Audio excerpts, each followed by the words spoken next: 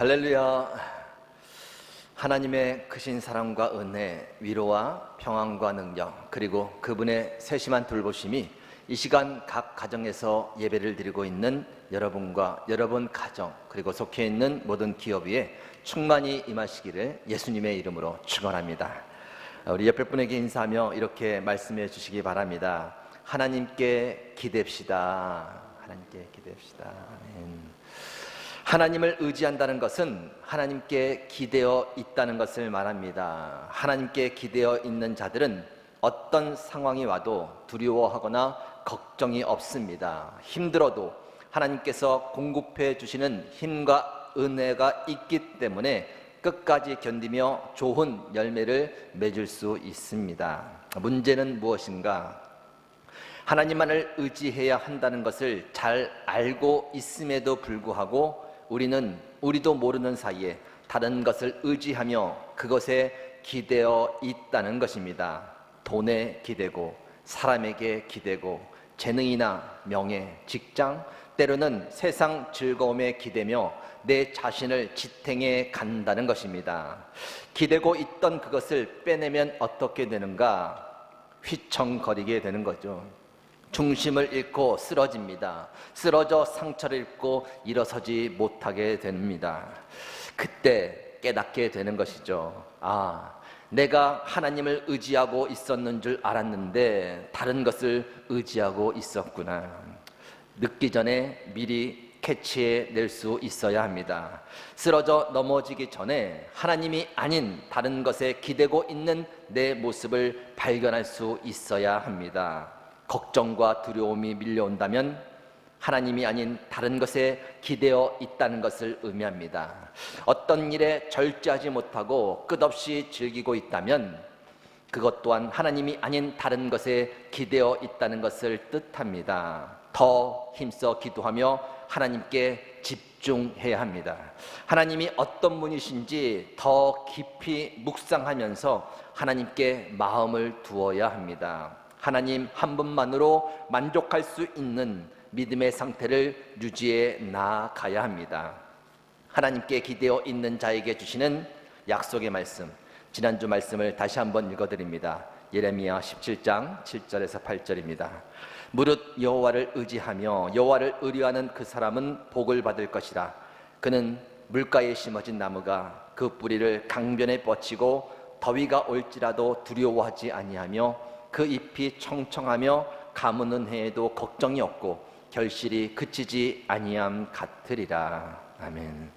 오직 하나님께 기대어 있는 가운데 혹 다른 것이 내 곁에서 사라진다 해도 하나님으로 인해 든든히 서며 공급해 주시는 힘과 은혜로 끝까지 승리하고 좋은 열매 맺어가시는 모든 미래가정 여러분이 되시기를 예수님의 이름으로 축원합니다. 우리 옆에 분에게 다시 한번 말씀해 주세요. 하나님께 기대합시다. 하나님께 기대합시다. 여기까지 지난주 설교 말씀의 요약이었고요. 자, 오늘 말씀의 제목은 넘어질 수 있어도입니다. 넘어질 수 있어도. 성경에 보면 특히 시가서인 시편, 잠언, 전도서를 보면 사람을 뚜렷하게 두 종류로 나누고 있음을 보게 됩니다. 두 종류는 무엇일까요? 의인과 악인입니다. 그 중간에 사람은 없습니다. 의인이든지 아니면 악인인 것입니다. 모두가 다 똑같은 사람처럼 보이지만 하나님은 뚜렷하게 두 종류의 사람으로 나누십니다. 그럼 어떤 자가 의인이고 어떤 자가 악인인가? 누가 의인이고 누가 악인인가? 간단합니다. 의인의 길을 걷는 자가 의인이고 악인의 길을 걷는 자가 악인입니다. 다시 말해서 의인과 악인은 따로 정해져 있는 것이 아니라는 것이죠. 내가 어떤 길을 걷느냐에 따라서 의인이 되기도 하고 또 악인이 되기도 한다는 것입니다. 자, 그렇다면 어떤 길이 의인의 길이고 또 어떤 길이 악인의 길일까요? 이것도 간단합니다. 하나님을 믿고 따라가는 길이 의인의 길이고 하나님을 떠나 멀리 살아가는 길이 악인의 길입니다. 선악의 기준은 오직 하나님이시라는 것이죠. 하나님을 믿고 따라가는 사람과 또 그렇지 않은 사람의 차이는 무엇이 있을까요? 많은 차이가 있습니다. 그 중에서 빼놓을 수 없는 아주 중요한 차이를 오늘 한 절의 본문 말씀에서 우리에게 가르쳐 주고 있습니다. 잠언 24장 16절 말씀입니다. 대저 의인은 7번 넘어질지라도 다시 일어나려니와 악인은 재앙으로 말미암아 엎드러지느니라. 자, 어떤 차이가 있나요? 의인은 절대 넘어지지 않는다. 그리고 악인은 반드시 넘어진다. 그런 것인가요? 그렇지 않습니다. 의인도 넘어지고 악인도 넘어진다. 악인은 넘어지면 아주 엎드러지겠지만 의인은 넘어져도 다시 일어나게 될 것이다 라는 것입니다. 즉 하나님을 믿고 따라가는 사람도 악인처럼 넘어질 수 있다. 그러나 반드시 다시 일어서게 될 것이다 라는 것이죠. 의인도 넘어질 수 있습니다. 의인도 악인과 똑같은 연약한 사람입니다. 고난이 오면 힘든 거예요. 고난을 견디다 지쳐서 쓰러질 수 있습니다. 시험도 듭니다. 이해할 수 없는 상황이나 사람들 때문에 크게 시험에 들어 마음의 평강이 깨진 채로 주저앉아 있기도 합니다. 실패를 경험하기도 해요. 애쓰고 노력했지만 뜻대로 되지 않아 크게 낙심하고 괴로워할 수 있습니다. 또 실수하고 죄를 짓기도 합니다. 말씀대로 살려고 애를 썼지만 나도 모르는 사이에 또 죄를 짓고 마는 것입니다. 참아야지 하면서도 또 화를 쏟아놓고 나서 자책에 빠지기도 합니다. 하나님을 믿고 따라가는 길에서 고난으로 인해 지치고 시험에 들고 낙심도 하게 되고 실수하고 죄를 지어 넘어지기도 한다는 것이죠. 그러나 중요한 것은 그때마다 다시 일어서게 된다는 것입니다. 왜일까요? 무슨 근거로 그렇게 말씀을 하시는 것일까요? 시편 37편 23절 24절 말씀입니다. 여호와께서 사람의 걸음을 정하시고 그의 길을 기뻐하시나니 그는 넘어지나 아주 엎드러지지 아니함은 여호와께서 그의 손을 붙드심이로다.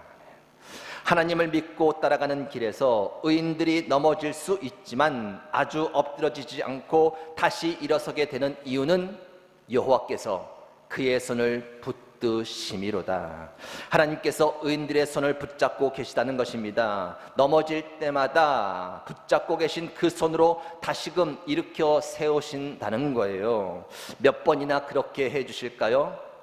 오늘 말씀에 보면 대저 의인은 7번 넘어질지라도 다시 일어나려니와 라고 말씀합니다. 여기에서 7번이란 단순히 7번의 횟수를 말하는 것이 아닙니다. 7은 완전수의 상징입니다. 10번이든 100번이든 아니 1000번이든 의인이 넘어질 때마다 하나님께서 그의 손을 붙잡고 다시금 일어서게 하신다는 것입니다. 끝이 없어요. 한계가 없습니다. 하나님은 절대 우리의 손을 놓지 않으십니다. 여러분, 우리의 손이 하나님을 붙잡고 있는 것이 아닙니다. 하나님의 손이 우리를 붙잡고 계시는 거예요. 우리는 쉽게 우리의 손을 하나님에게서 떼냅니다. 지쳐서 떼내고, 시험에 들어 떼내고, 이해가 안 된다고 떼내고, 화가 나서 떼내고, 편해져서 떼내고, 다른 것을 잡으려고 떼냅니다. 그러나 그때에도 하나님은 우리의 손을 붙들고 계십니다. 만약 그 손을 놓으셨다면 우리는 오늘 본문 말씀에 기록된 악인들처럼 아주 엎드러져서 일어서지 못했을 것입니다. 우리 옆에 분에게 한번 이렇게 말씀해 주시기 바랍니다. 하나님이 붙잡고 계십니다. 아멘. 자, 그렇다면 넘어진 우리를 다시금 일으켜 세우시는 이유는 무엇일까요? 무엇 때문에 우리가 넘어질 때마다 계속해서 우리의 손을 붙잡고 일으켜 세우시는 것일까요? 다시 시작하라는 겁니다. 지쳐 쓰러져 있지 말고 일어나 다시 시작하라는 겁니다. 시험에 빠져 허우적거리지 말고 일어나 다시 시작하라는 거예요. 실패했어도 낙심하지 말고 일어나 다시 시작하라는 겁니다. 실수하고 죄를 범했어도 죄책감에 빠져 주저앉아 있지 말고 일어나 다시 새롭게 시작하라는 것입니다. 그것이 하나님의 의도이고 하나님의 마음인 것입니다. 하나님은 우리가 얼마나 자주 넘어지는지에 대해 말씀하지 않으십니다. 몇 번을 넘어졌는지도 계산하여 따져 묻지도 않으십니다. 그저 우리가 하나님의 손을 붙잡고 일어나 다시 시작하는 그 일에만 집중하십니다. 그것이 몇 번이든 상관이 없으십니다. 우리가 일어나 다시 시작할 수만 있다면 그것이 하나님의 바람이고 최고의 기쁨인 것입니다. 옆에 분에게 한 번 더 말씀해 주시기 바랍니다. 일어나 다시 시작합시다. 아멘. 자, 그렇다면 하나님께서 무엇을 통해 우리를 일으켜 세우시는가? 무엇을 통해 우리를 다시 시작하게 만드시는가? 네 가지만 간략히 말씀을 드리겠습니다. 첫 번째는 긍휼입니다. 하나님은 긍휼을 통해 우리를 일으켜 다시 시작하게 만드십니다. 이것이 없으면 우리는 절대 넘어짐에서 일어설 수도 없고 다시 시작할 수도 없습니다. 하나님의 긍휼이 있기에 그 모든 것이 가능한 것입니다. 긍휼이라는 단어의 원뜻은 이런 의미예요. 지나가다가 길거리에 버려진 갓난 아기를 볼 때 생기는 마음의 감정, 여러분 한번 상상해 보시기 바랍니다. 길을 가고 있는데 거리에 갓난 아기가 버려져서 울고 있는 거예요. 그냥 지나칠 사람이 어디에 있겠습니까? 혹 지나쳤다가도 아기의 울음소리가 귀에 맴돌고 떨고 있는 아기의 애처로운 모습이 떠올라서 견디지 못해 다시 그곳으로 가 아기를 품에 안아 줄 것입니다. 그것이 바로 긍휼이라는 거예요. 무엇을 잘하고 무엇을 받을 만해서가 아니라 하나님께서 우리를 보실 때 길가에 버려진 갓난 아기처럼 그렇게 보신다는 거예요. 그냥 놓아두면 굶어 죽을지, 추위에 떨어 죽을지, 사나운 짐승에게 잡혀 먹을지 도저히 그냥 지나칠 수 없으신 겁니다. 안쓰럽고 가엾고 걱정이 되는 마음이 계속해서 썩구쳐 오르시는 거예요. 그래서 우리를 가슴에 안아 품어주시는 것이 바로 하나님의 마음 긍휼이라는 겁니다. 호세아 11장 8절 9절 말씀입니다. 에브라임이여 내가 어찌 너를 놓겠느냐, 이스라엘이여 내가 어찌 너를 버리겠느냐. 내 마음이 내 속에서 돌이키어 나의 긍휼이 온전히 불붙듯 하도다. 내가 나의 맹렬한 진노를 나타내지 아니하며 내가 다시는 에브라임을 멸하지 아니하리니 이는 내가 하나님이요 사람이 아님이라.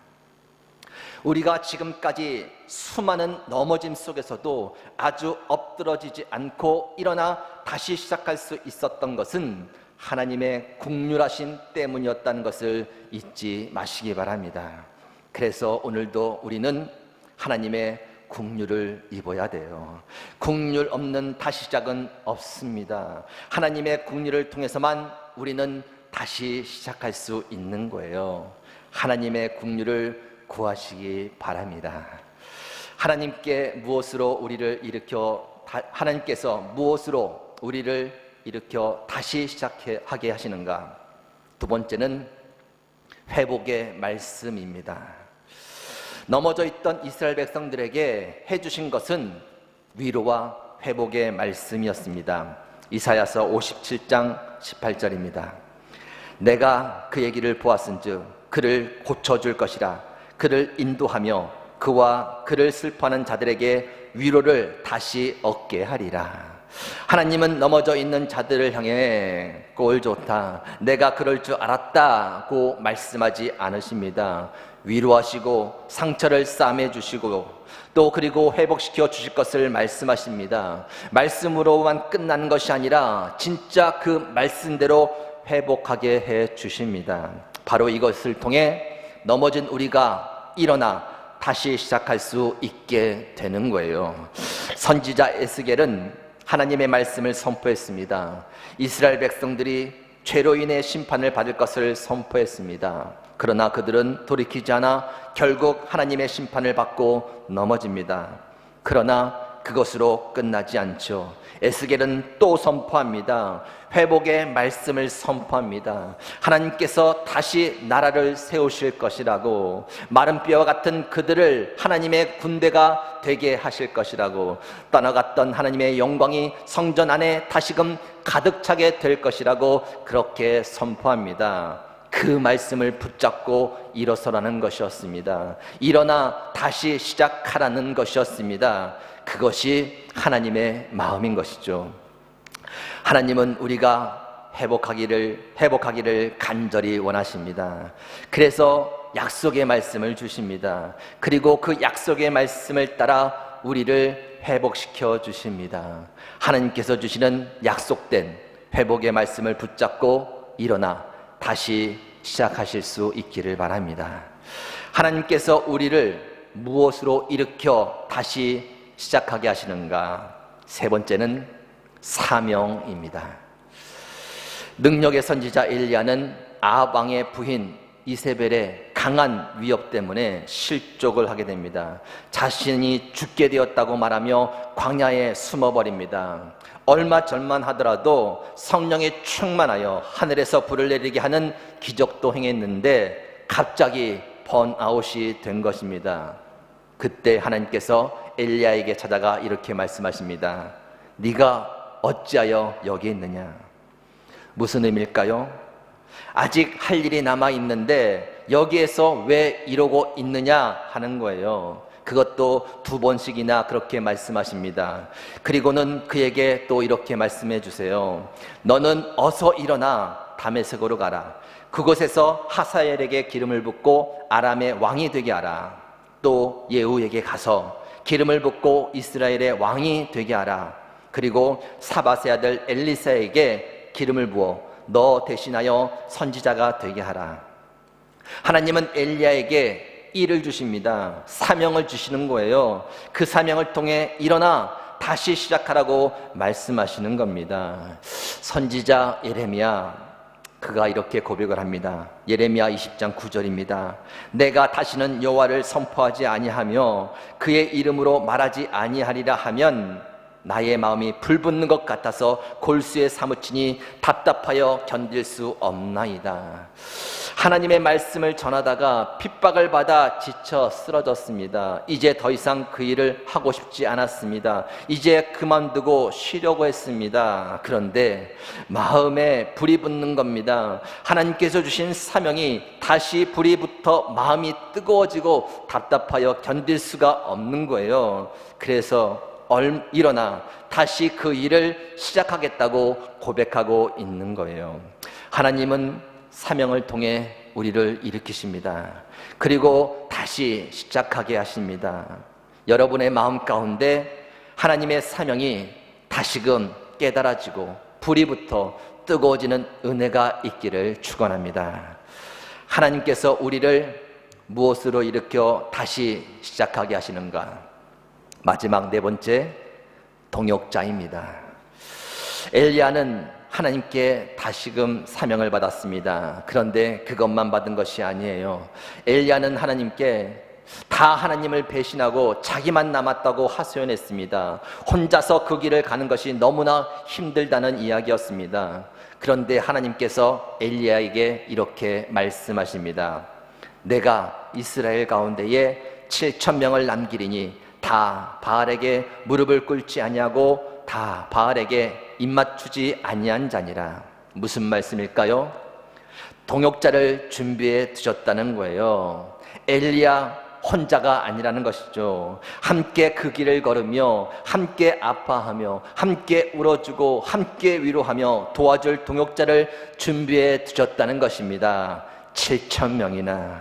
로마서에 보면 사도 바울이 마지막 장 16장에 가서 사람들의 이름을 아주 많이 언급합니다. 베베, 브리스가, 아굴라, 에베네도, 마리아, 안드로니고, 유니아, 암볼리아, 우르바노스, 스다고, 아벨레, 아리스토볼로, 헤로디온, 드루베, 드루보사, 버시 이외에 20명의 이름을 언급하고 있습니다. 누구일까요? 사도 바울과 함께 사명을 감당하며 믿음의 길을 걸어가도록 하나님께서 붙여주신 동역자들입니다. 혼자가 아니었다는 거예요. 그래서 넘어질 때마다 사도 바울은 다시 일어나 시작할 수 있었다라는 것입니다. 여러분은 혼자가 아닙니다. 함께 믿음의 길을 걸으며 함께 아파하고 함께 울어주고 함께 위로하며 도와줄 동역자를 하나님께서 주셨습니다. 아주 많이 주셨습니다. 특별히 우리 미랄교회 공동체가 서로에게 힘이 되고 위로가 되고 함께 믿음의 길을 걸어가도록 하나님께서 친히 붙여주신 동역자들이라는 것을 잊지 마시기 바랍니다. 우리 옆에 분에게 한번 말씀해 주세요. 당신은 혼자가 아닙니다. 아멘. 말씀을 정리합니다.